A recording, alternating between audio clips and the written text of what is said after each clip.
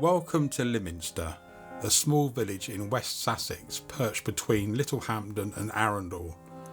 Lyminster is part of the parish council of Lyminster and Crossbush. It would be easy to drive along the A284 Lyminster Road, whiz past the village and not think much of it. However, being home to a Saxon church and the folklore of a now deceased dragon, there may be more to Lyminster than you think. Today I'll explore the area and delve into some of its history. Hello folks, I'm in Lyminster. I'm on quite a busy, noisy road at the moment. It's the A284 Lyminster Road.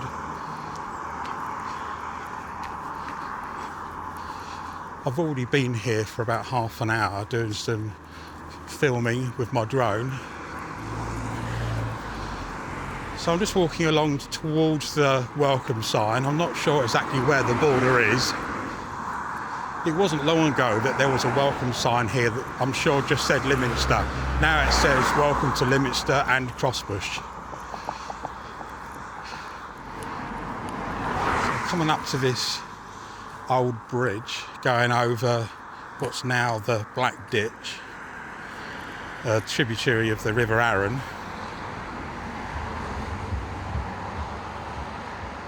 This is probably the widest part of the Black Ditch that I've come across.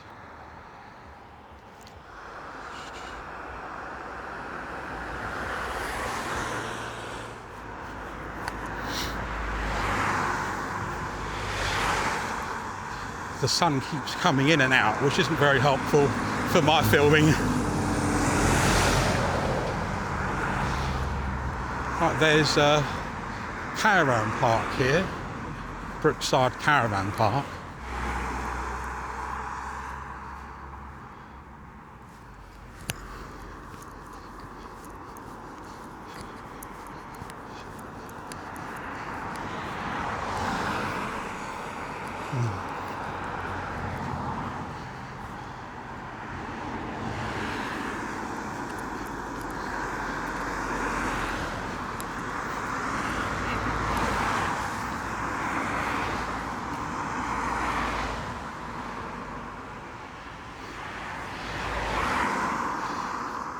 Very narrow path here.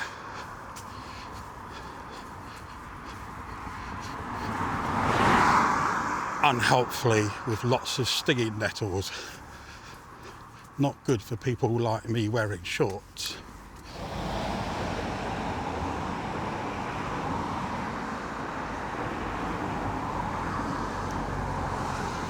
And here, well, it says a footpath.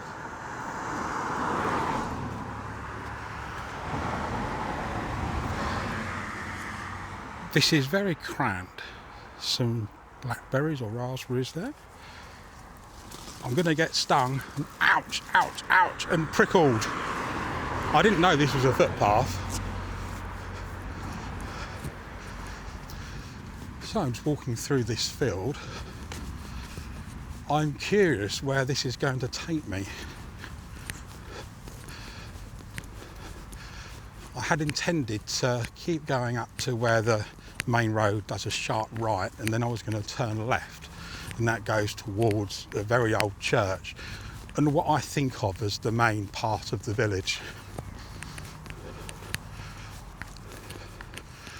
There's what looks like a buzzard flying over me, and I'd imagine I will join up with the road I was going to walk down. Some more stinging nettles to contend with.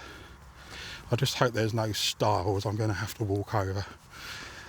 I'm going to get stung. I don't think I can avoid it.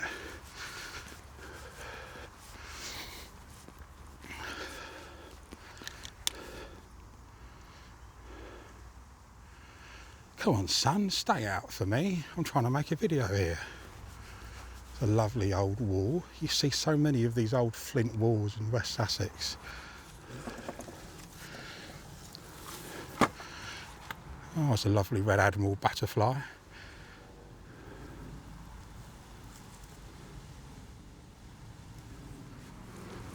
This is really nice. It's like a nice secluded area. Beautiful tree. I'm not sure what this place is for exactly, but it's nice. A well-trodden path round here. Some housing on the right.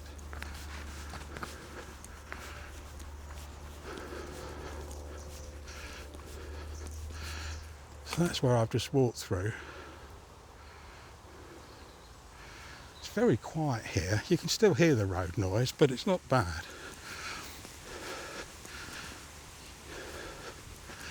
This looks very private.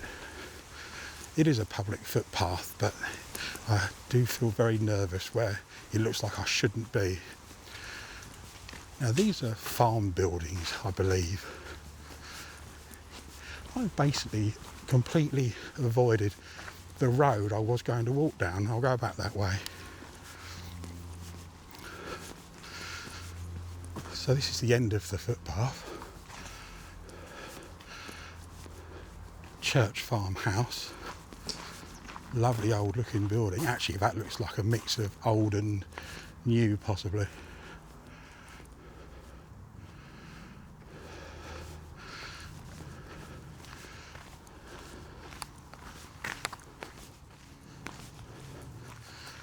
Now this is Lyminster Church, otherwise known as Mary Magdalene. I didn't want to say that because I know I can't pronounce it. Mary Magdalene. Anyway, it's an Anglo-Saxon church. It's huge.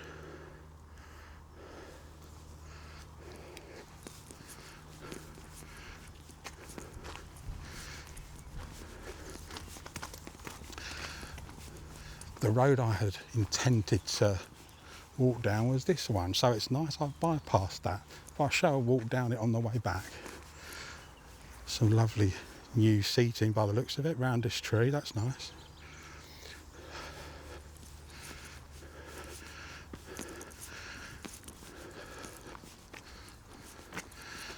St Mary Magdalene, Lyminster. It's a lovely old church. So approximately 1,000 years old, I think. Oh, the footpath continues. And I intend to take it. There's a field here that has cows in. You can see them in the distance. It's very quiet here, which I'm glad about. I don't want people asking me what I'm doing.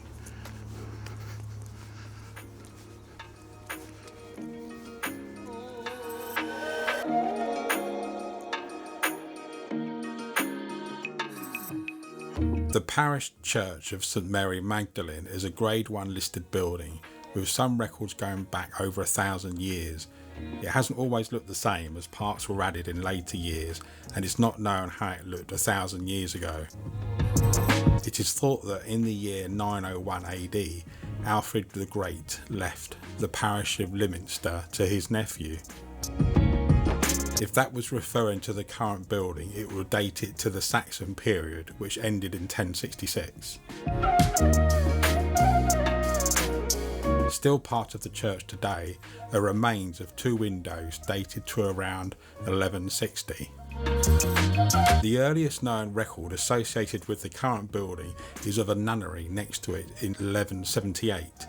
Situated where the farm buildings currently stand, the nunnery fell into decay at the end of the 1400s. While some historic records I have found contradict, I have seen evidence that in 1414 Henry V granted the church and its lands to the new Eton College in Berkshire. And also King Henry VIII closed the nunnery around 1525 and money from this was given to the college. Eton College are still patrons of the church to this day. The church bell chamber was added in the 15th century and the bells date from 1759. After several more changes over the years, the church would have looked about the same as it does today from the late 1800s.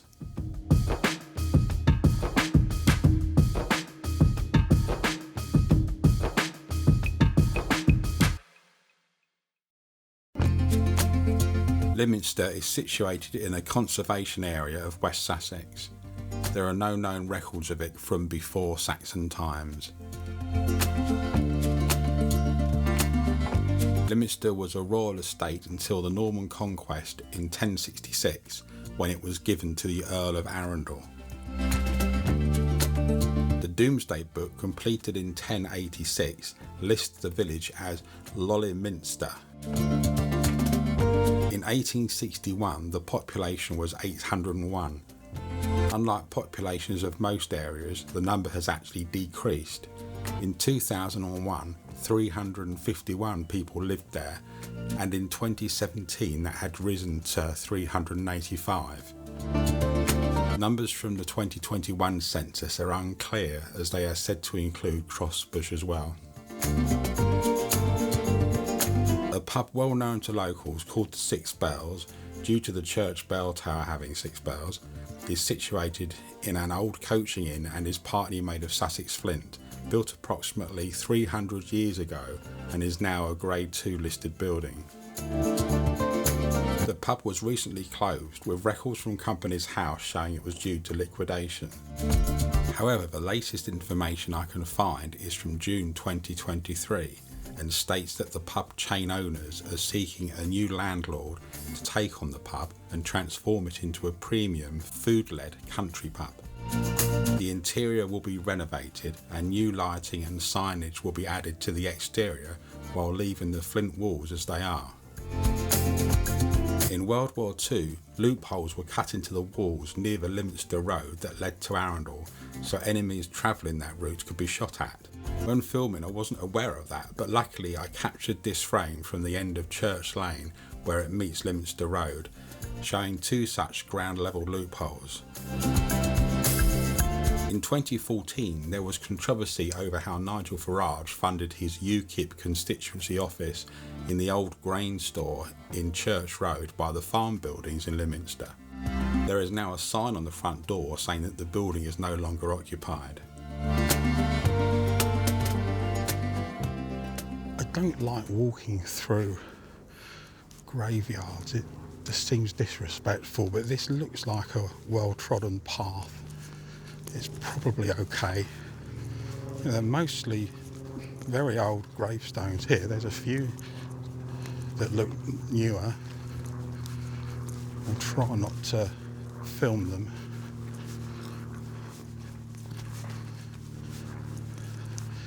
Now, am I allowed to go through here? I won't unless I'm absolutely sure. No, I'm not absolutely sure, so I will not. Oh, the railway's in that direction. Now, where I'm pointing roughly, I think I know what's there. Now, I'm going to try and get there. It is fenced off. And when I can get nearer, if I can, I shall tell you the story of the dragon who apparently used to live there.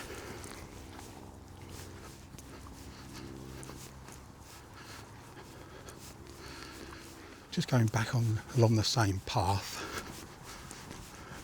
Yeah, it does look closed. I'm not going to hammer on the door or the gate.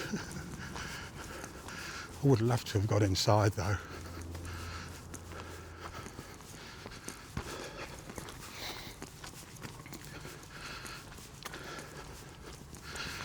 Right, I'll leave the church on the left again and head down this footpath. Public footpath. I had hoped to cycle here, but I'm really not up to it. There's quite a lot of fairly narrow roads and very busy roads that I really wouldn't feel comfortable on at the moment. So I thought I'll catch a bus.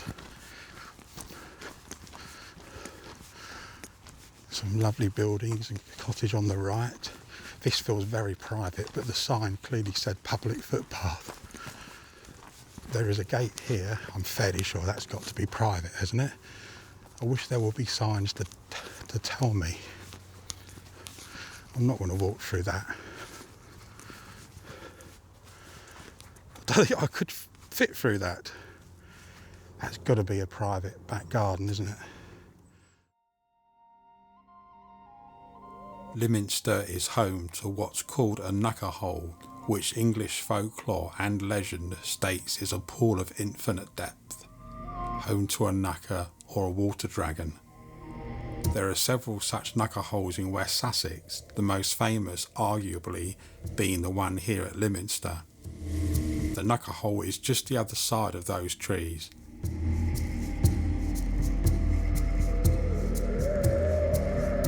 There are stories of how the dragon terrorised the village until it was slain, with several different accounts of who killed the beast.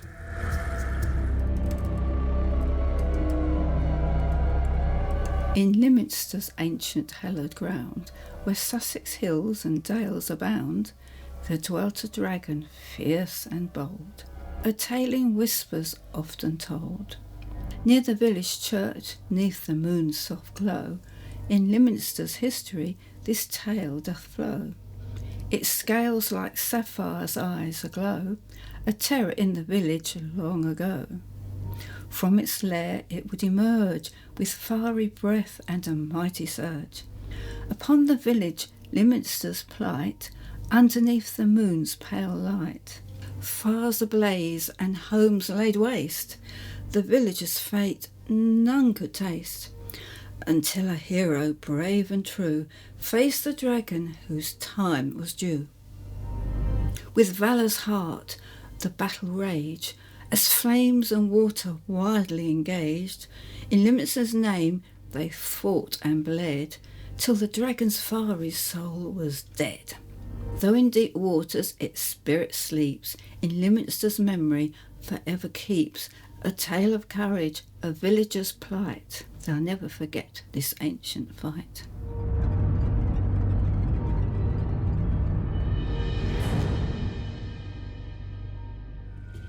While according to legends the knucker hole is bottomless, divers have found it to actually be about 30 feet deep. Thankfully, another story saves us from such disappointment, as it is said that the 6 bell ropes of Lyminster Church were once tied together and lowered into the pool, and the bottom could not be reached. The pool is fed from a strong underground spring which keeps the water clear.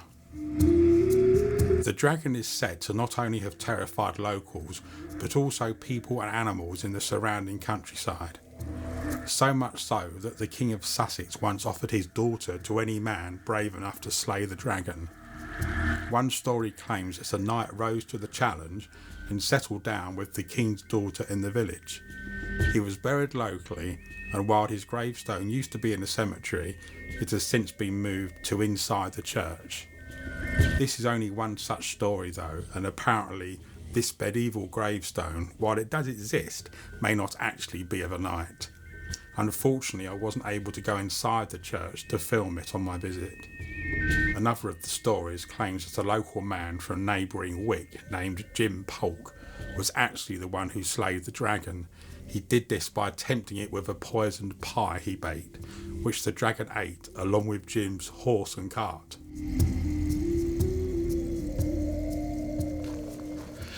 I would like to find some way to get closer to the ponds, pools, I'm not sure what the correct term is.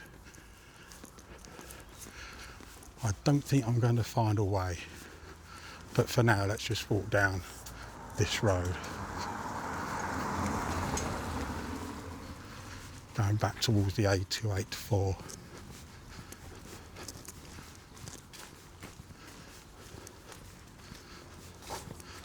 Says Paul's house there. Really nice looking properties here.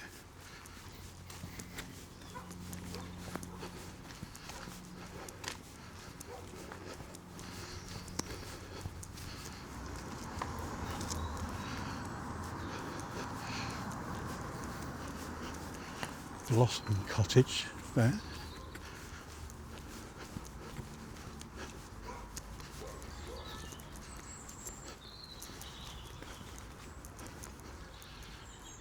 Oh, I'm coming to the end of that road. I cannot give you the name of the road because I don't know at the moment. But here is the paddock. It's just a road that goes around this bit of grass. Another nice old wall.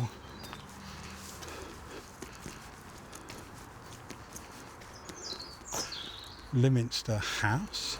It's quite a high wall, so I won't peer over it. I'm sure they want their privacy. It's a nice wall to look at anyway. Old Lyminster House. Green area here.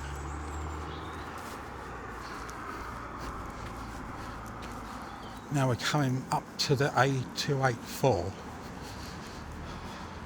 Sharp corner in the road there.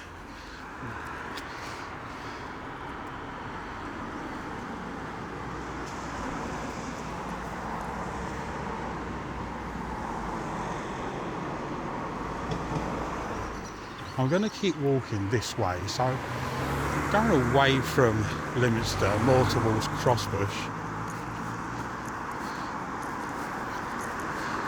Now this old wall, unfortunately, is a bit the worse for wear.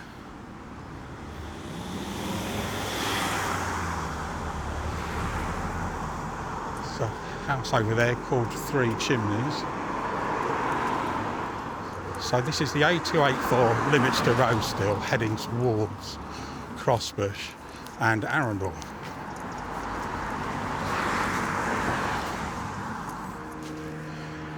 Oh, there's a path or road here. Yeah, I think it's probably private. Well, let's have a quick look.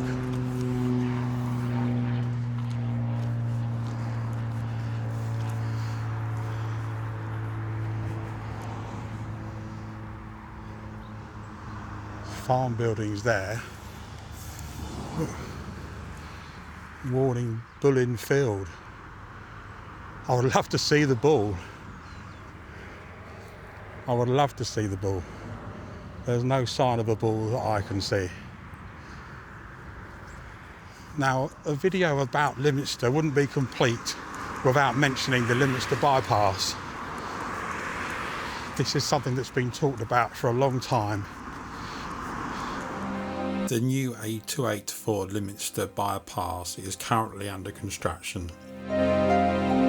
According to the government website, the A284 is an important link road from the A27 at Crossbush, providing access to Littlehampton and Bognor Regis. But the route is hampered by the level crossing at Wick, often known as the Lyminster crossing, which causes delays to traffic in both directions. The bypass was proposed to improve safety and accessibility to Littlehampton and Bognor Regis. There are also other new roads nearby, and for now I'm unclear which roads will connect at which points, so it's hard to give an opinion on how beneficial or otherwise the bypass may prove to be. Either way, it's due to open in autumn 2024. The Brookside Caravan Park has been there for over 50 years and offers caravans for holidays as well as ownership. While researching this, I had to laugh at the caravan site's website, referring to the golden sandy beaches of Littlehampton. If you know Littlehampton, you'll know that it's mostly a shingle beach with a sprinkling of sand in a few places. There is more sand nearer to the pier, but I think it's a push to say it's a golden sandy beach.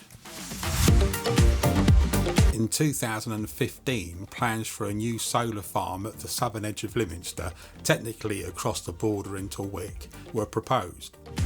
It would be placed at Brook Barn Farm at the end of Oldmead Road, where the low-grade agricultural land was previously used as a landfill tip. The plans were for 13,200 solar panels on the site, capable of generating enough energy for over 1,000 homes. The location was chosen due to the nearby overhead power lines, giving easier connection to the national grid. After the plans were accepted and given the go-ahead, the Brook Barn solar farm was built. The site covers an area of 12.79 acres and generates enough electricity to power 1,250 homes. The lease agreement was for 25 years, which is the expected lifetime of the solar panels, after which the panels would be removed and land returned to agriculture. I personally suspect that they will continue using the site after upgrading the panels and possibly increasing the area too. This brings me to the end of my tour around Lyminster. Since filming, I've been back to Lyminster and walked part of the way along the footpath I showed earlier, where I thought it was a private garden. I went through the gate and it's actually very nice through there, with some nice cut grass. It looks very private, but it is definitely a public footpath, which then leads to a stile and opens out to fields with plenty of cows and nice views, and you'll likely be able to walk all the way to Arundel from there. In a future trip I plan to walk that route and take you with me. I'd also like to do a tour of nearby Poling, as it's a small village that's quite hidden, so I wouldn't be surprised if some of my local viewers haven't been there or maybe even heard of it. Putting these together takes a lot of time, so if you wouldn't mind giving me some encouragement, please, by subscribing, liking and commenting, it would mean a lot. If I'm able to build up my subscribers enough, then in future I'll be able to monetize the channel and be able to do a lot more. So I'm just sitting here away from the road on the benches around that tree that I showed you earlier near the church. So thanks for watching this video. Hope you enjoyed it. I'll try and do more like this. Maybe Crossbush. Someone asked me to do Worthing a while ago. There's a lot to Worthing. I'm really concentrating more on these smaller villages in West Sussex that maybe a lot of people don't know about, certainly don't know details of. And there's lots of hidden treasures, and I find that really fascinating, and these are the places I really want to show people. And now I'm riding a bicycle. Give me a while to cope with travelling further distances. I can get to some other places, maybe get to Poling. That would be nice if I can cycle there. Right, thanks for watching, and I'll see you on the next one.